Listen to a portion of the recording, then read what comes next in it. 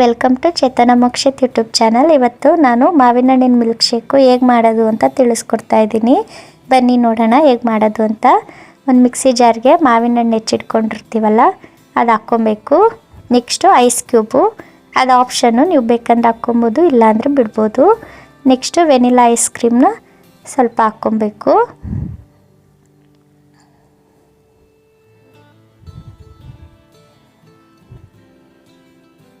Next ಹಾಲನ್ನ ಸ್ವಲ್ಪ ಹಾಕ್ಕೊಬೇಕು. ಇಷ್ಟು ಹಾಕಿ ರುಬ್ಕೊಬೇಕು ಇಷ್ಟನ್ನು ಮಿಕ್ಸಿ ಜಾರಲ್ಲಿ. ನೋಡಿ ಈಗ ಮಿಲ್ಕ್ ಶೇಕ್ ರೆಡಿಯಾಗಿದೆ. ಈಗ ಒಂದು ಕಪ್ ತಗೊಂಡು ಡೆಕೋರೇಷನ್ ಮಾಡ್ಕೊಳ್ಳೋಣ.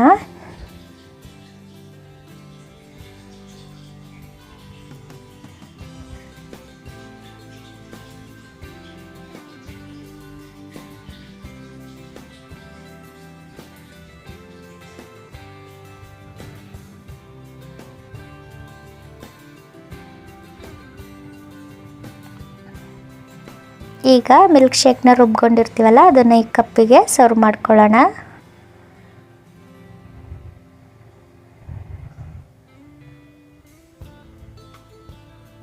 ನೆಕ್ಸ್ಟು ಐಸ್ ಕ್ಯೂಬ್ನ ಹಾಕ್ಕೊಳ್ಳೋಣ. ಆಪ್ಷನ್ನು, ನೀವು ಬೇಕಾದ್ರೆ ಹಾಕ್ಕೊಬೋದು, ಇಲ್ಲ ಬಿಡ್ಬೋದು. ನೆಕ್ಸ್ಟು ಮಾವಿನ ಹಣ್ಣನ್ನ ಹೆಚ್ಚಿ ಇಟ್ಕೊಂಡಿರ್ತೀವಲ್ಲ ಪೀಸಸ್ನ, ಅದನ್ನು ಹಾಕ್ಕೊಳ್ಳೋಣ.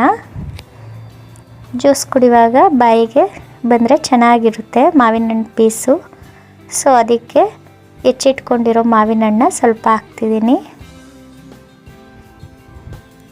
ಕೊನೆಯದಾಗಿ ವೆನಿಲಾ ಐಸ್ ಕ್ರೀಮ್ ಬರುತ್ತಲ್ಲ ಅದನ್ನು ಮೇಲ್ಗಡೆ ಹಾಕಿದ್ರೆ ಆಯಿತು ಮಾವಿನ ಹಣ್ಣು ಮಿಲ್ಕ್ ಶೇಕು. ನೀವು ಒಂದು ಸಲ ಮನೇಲಿ ಟ್ರೈ ಮಾಡಿ ನೋಡಿ, ತುಂಬ ಚೆನ್ನಾಗಿ ಬರುತ್ತೆ. Thank you.